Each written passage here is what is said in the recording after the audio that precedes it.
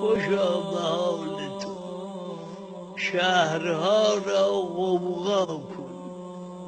روز عزای او مرهمی به جراحت قلب علی بگذار.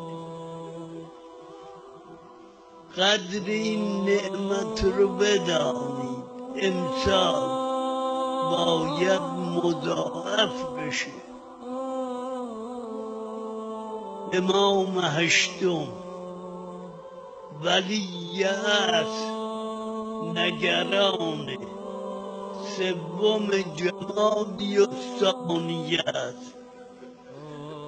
ببیند برای مادر پهلو شکسته او چه میکنه.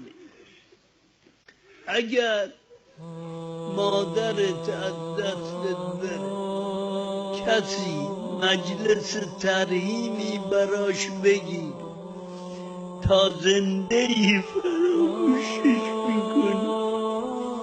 خوشا به حال این حیاتی که در ازای مادر ائمه معصومین بیرون میان.